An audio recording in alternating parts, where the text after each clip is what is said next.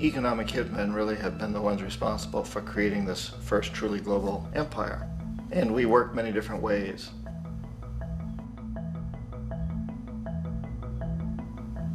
But perhaps the most common is that we will identify a country that has resources our corporations covet, like oil, and then arrange a huge loan to that country from the World Bank or one of its sister organizations. But the money never actually goes to the country. Instead, it goes to our big corporations to build infrastructure projects in that country, power plants, industrial parks, ports, things that benefit a few rich people in that country, in addition to our corporations, but really don't help the majority of the people at all. However, those people, the whole country is left holding a huge debt. It's such a big debt they can't repay it, and that's part of the plan, that they can't repay it. And so at some point, we economic hitmen go back to them and say, listen, you owe us a lot of money, can't pay your debt, so sell your oil real cheap to our oil companies. Allow us to build a military base in your country, or send troops in support of ours to someplace in the world like Iraq, or vote with us on the next UN vote. To have their electric utility company privatized and their water and sewage system privatized and sold to U.S. corporations or other multinational corporations. So there was that whole mushrooming thing, and it's so typical of the way the IMF and the World Bank work, that you put a country in debt, it's such a big debt it can't pay it, and then you offer to refinance that debt and pay even more interest.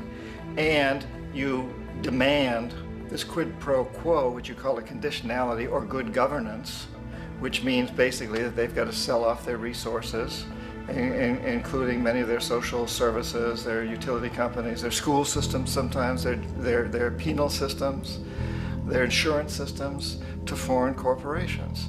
So it's a double, triple, quadruple whammy.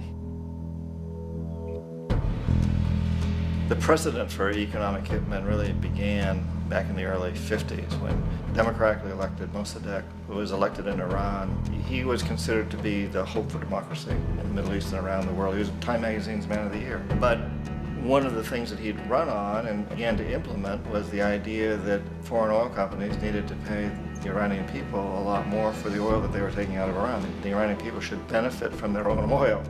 Strange policy. We didn't like that, of course. But we were afraid to do what we normally were doing, which was to send in the military. Instead, we sent in one CIA agent, Kermit Roosevelt, Teddy Roosevelt's relative.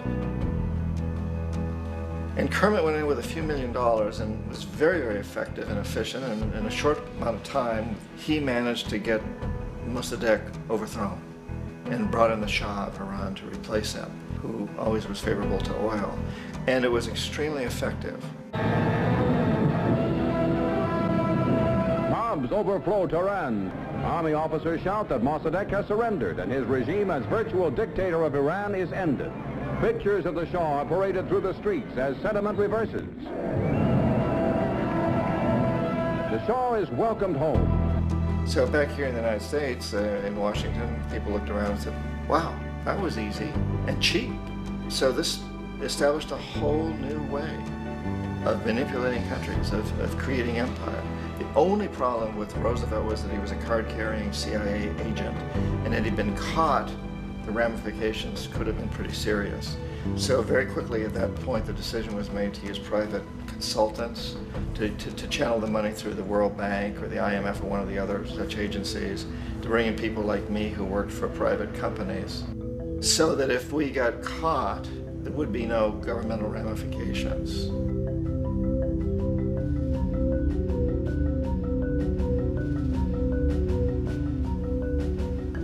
When Arbenz became president of Guatemala, the country was very much under the thumbs of United Fruit Company, the big international corporations. And Arbenz ran on this ticket that says, you know, we want to get the land back to the people.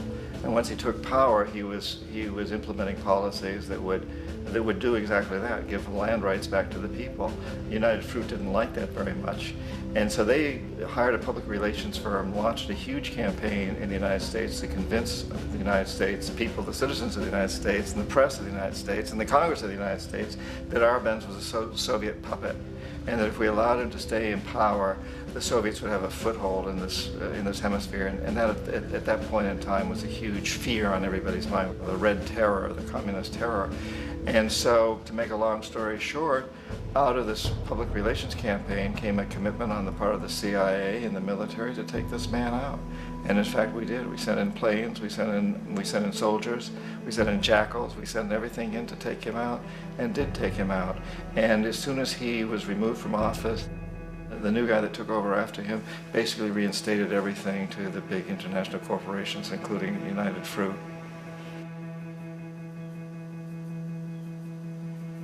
Ecuador for many, many years had been ruled by pro-US dictators, often relatively brutal.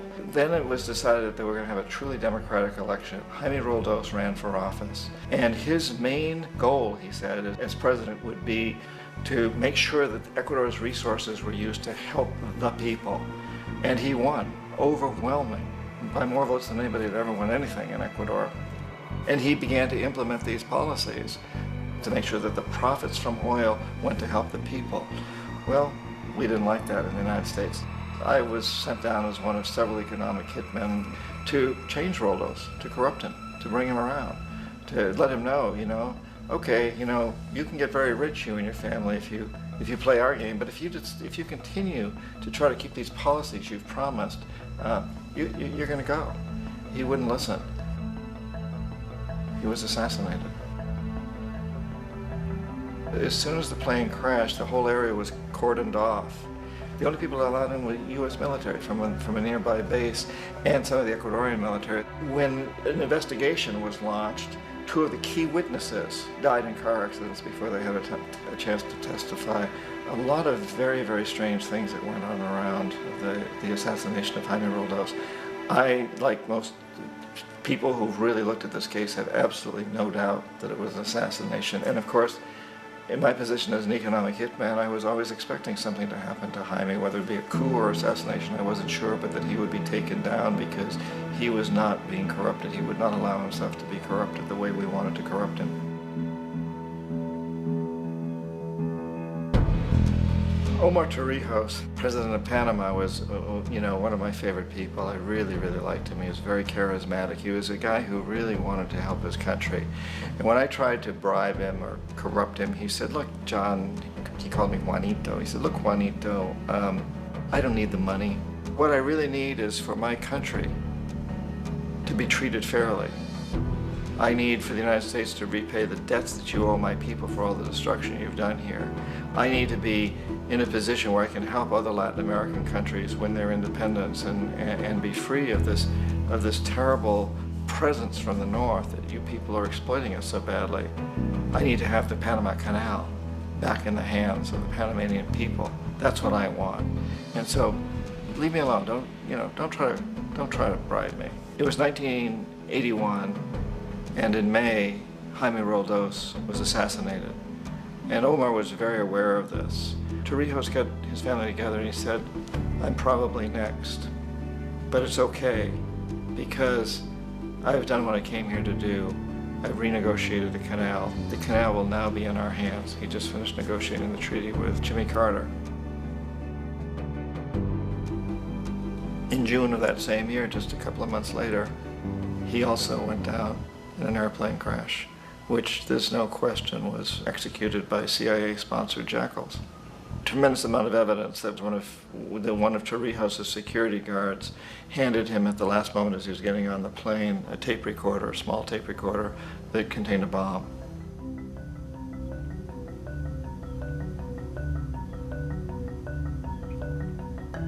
It is interesting to me how this system has continued pretty much the same way for years and years and years, except the economic hitmen have got better and better and better. Then we come up with, very recently, what happened in Venezuela. In 1998, Hugo Chavez gets elected president, following a long line of presidents who had been very corrupt and basically destroyed the economy of the country. And Chavez was elected amidst all that.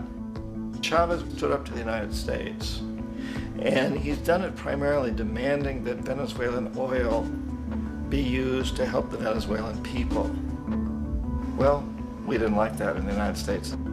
So in 2002, A coup was staged, which there's no question in my mind, and most other people's minds, that the CIA was behind that coup.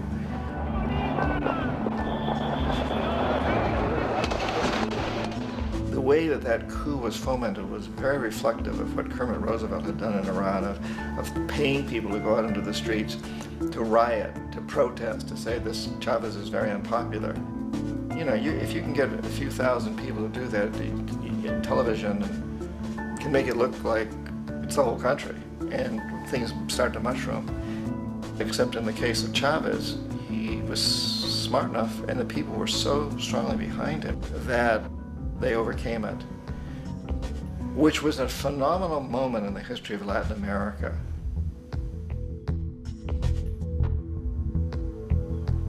Iraq actually is a perfect example of the way the whole system works. So we economic hitmen are the first line of defense. We go in and we try to corrupt governments and get them to accept these huge loans, which we then use as leverage to basically own them. If we fail, as I failed in Panama with Omar Torrijos and in Ecuador with Jaime Roldos, men who refused to be corrupted, then the second line of defense is we send in the jackals. And the jackals either overthrow governments or they assassinate. And once that happens and a new government comes in, and boy, it's going to toe the line, because the new president knows what will happen if he doesn't. In the case of Iraq, both of those things failed. Economic hitmen were not able to get through to Saddam Hussein. We tried very hard. We tried to get him to accept a deal very similar to what the House of Saud had accepted in Saudi Arabia, but he wouldn't accept it. And so the jackals went in to take him out. They couldn't do it. His security was very good. After all, he had one time worked for the CIA. He'd been hired to assassinate a former president of Iraq and failed, but he knew the system. So in '91, we send in the troops and we take out the Iraqi military. So we assume at that point that Saddam Hussein is going to come around.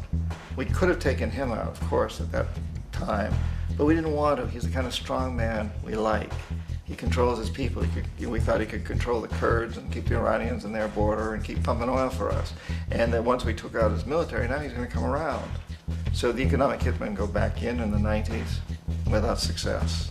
If they'd had success, he'd still be running the country. We'd be selling him all the fighter jets he wants and everything else he wants. But they couldn't, they didn't have success. The jackals couldn't take him out again, so we sent the military in once again, and this time we did the complete job and took him out, and in the process created for ourselves some very, very lucrative construction deals. We had to reconstruct a country that we'd essentially destroyed, which is a pretty good deal if you own construction companies, big ones. So, you know, Iraq shows the three stages. The economic hitmen failed there, the jackals failed there, and as a final measure, the military goes in. And in that way, we've really created an empire, but we've done it very, very subtly. It's clandestine. All the empires of the past were built on the military, and everybody knew they were building them. So the British knew they were building them, the French, the Germans, the Romans, the Greeks. And they were proud of it, and they always had some excuse, like spreading civilization, spreading some religion, something like that. But they knew they were doing it. We don't. The majority of the people in the United States have no idea that we're living off the benefits of a clandestine empire, that today there's more slavery in the world than ever before. And then you have to ask yourself, well, if it's an empire, then who's the emperor? Obviously, our presidents of the United States are not emperors. An emperor is someone who's not elected, doesn't serve a limited term, and doesn't report to anyone, essentially. So you can't classify our presidents that way. But we do have what I consider to be the equivalent of the emperor, and it's what I call the corporatocracy. The corporatocracy is this group of individuals who run our biggest corporations, and they really act as the emperor of this empire. They control our media, either through direct ownership or advertising. They control most of our politicians because they finance their campaigns, either through their corporations or through personal contributions that come out of the corporations. They're not elected, they don't serve a limited term, they don't report to anybody. And at the very top of the corporatocracy, you really can't tell whether a person's working for a private corporation or the government because they're always moving back and forth.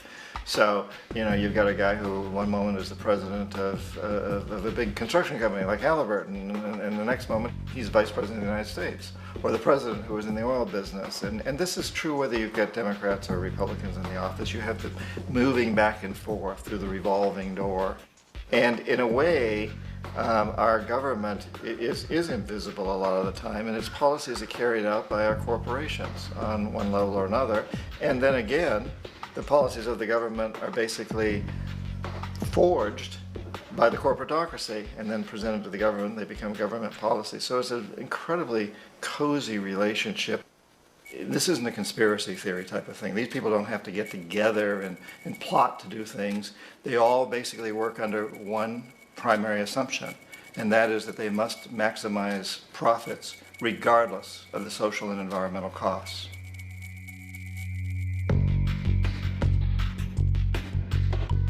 This process of manipulation by the corporatocracy through the use of debt, bribery, and political overthrow is called globalization.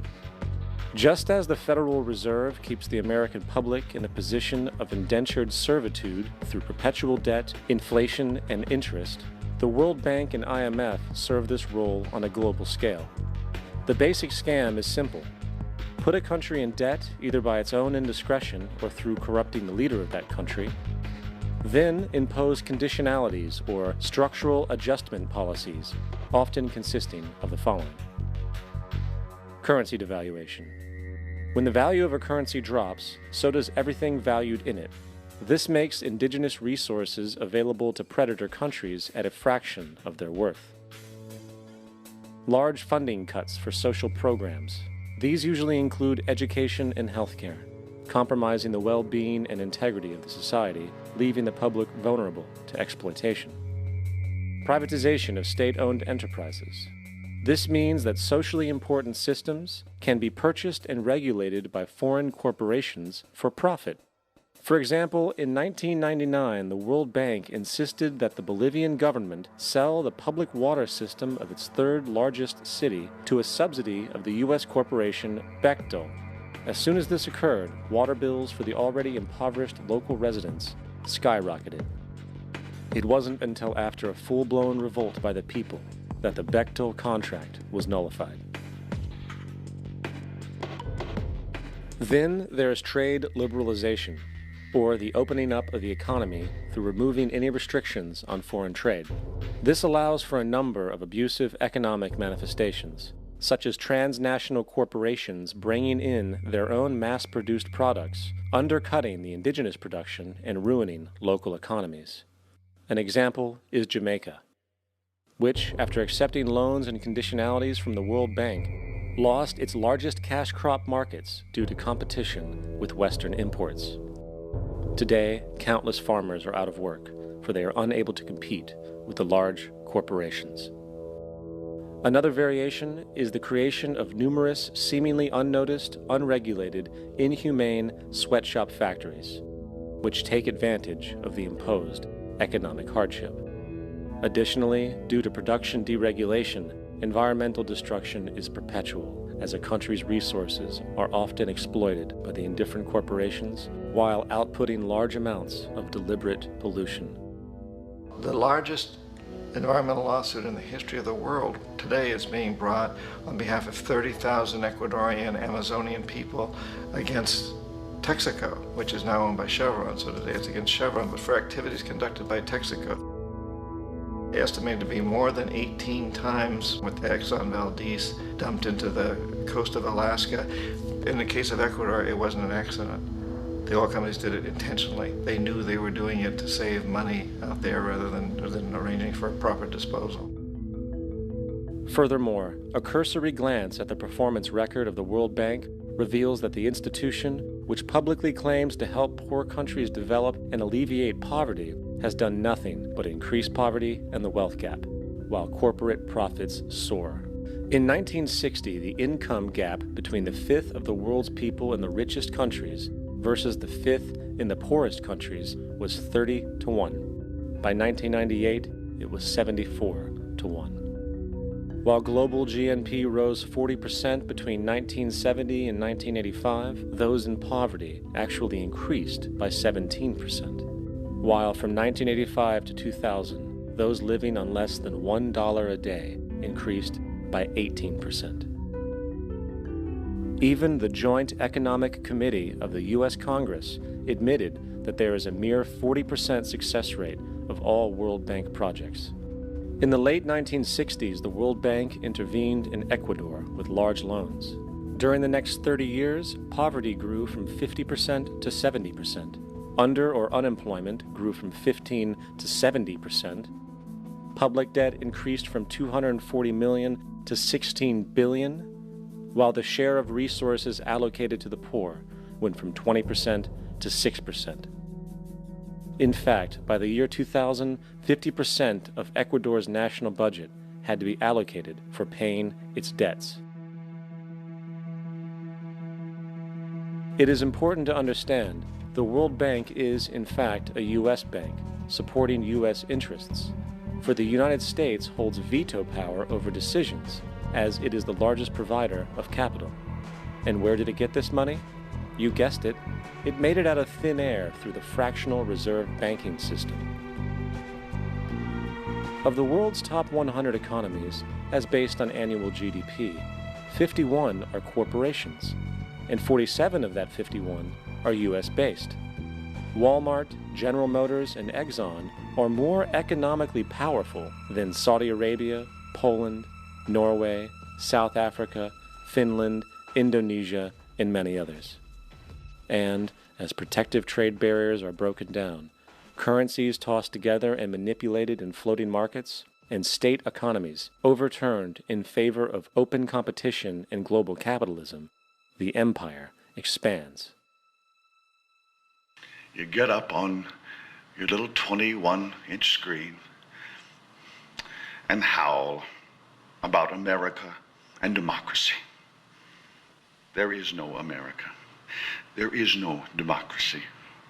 There is only IBM and ITT and AT&T and DuPont, Dow, Union Carbide, and Exxon. Those are the nations of the world today.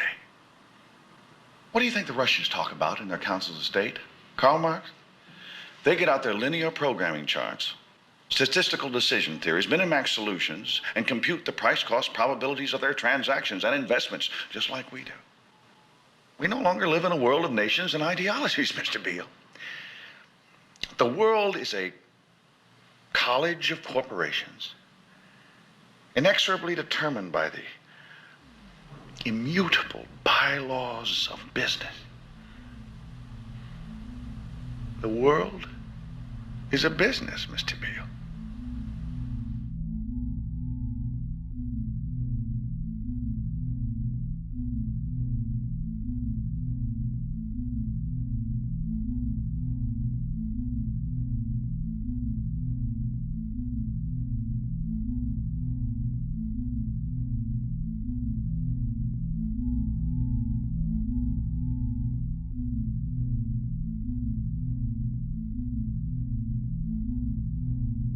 The world is being taken over by a handful of business powers who dominate the natural resources we need to live while controlling the money we need to obtain these resources.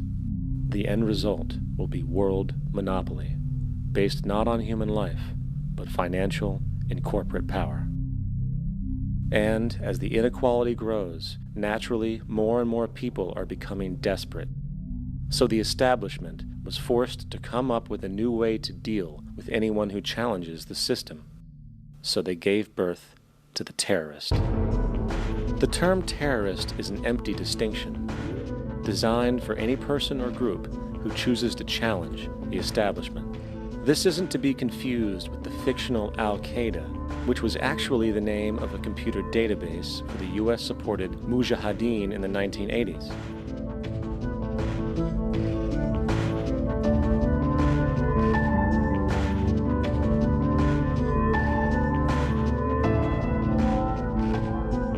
In 2007, the Department of Defense received $161.8 billion for the so-called global war on terrorism. According to the National Counterterrorism Center, in 2004, roughly 2,000 people were killed internationally due to supposed terrorist acts. Of that number, 70 were American. Using this number as a general average, which is extremely generous, it is interesting to note that twice as many people die from peanut allergies a year than from terrorist acts. Concurrently, the leading cause of death in America is coronary heart disease, killing roughly 450,000 each year. And in 2007, the government's allocation of funds for research on this issue was about $3 billion. This means that the U.S. government in 2007 spent 54 times the amount for preventing terrorism than it spent for preventing a disease which kills 6,600 times more people annually than terrorism does. Yet, as the name terrorism and Al-Qaeda are arbitrarily stamped on every news report relating to any action taken against U.S. interests, the myth grows wider. In mid-2008, the U.S. Attorney General actually proposed that the U.S. Congress officially declare war against the fantasy. Not to mention, as of July 2008, there are now over 1 million people currently on the U.S. terrorist watch list. These so-called counterterrorism measures, of course, have nothing to do with social protection, and everything to do with preserving the establishment amongst the growing anti-American sentiment both domestically and internationally, which is legitimately founded on the greed-based corporate empire expansion that is exploiting the world. The true terrorists of our world do not meet at the docks at midnight or scream Allah Akbar before some violent action.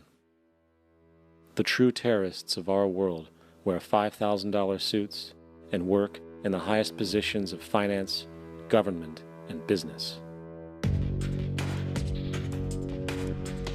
So, what do? How do we stop a system of greed and corruption that has so much power and momentum? How do we stop this aberrant group behavior which feels no compassion for, say, the millions slaughtered in Iraq and Afghanistan, so the corporatocracy can control energy resources and opium production for Wall Street profit?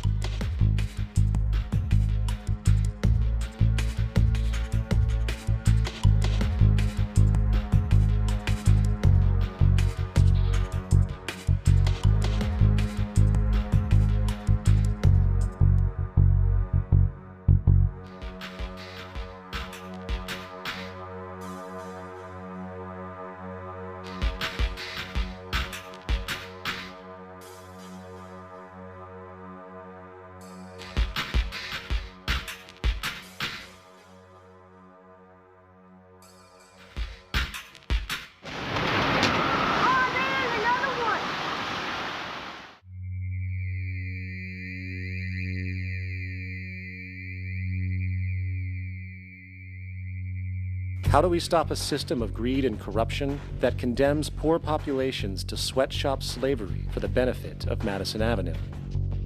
Or that engineers false flag terror attacks for the sake of manipulation?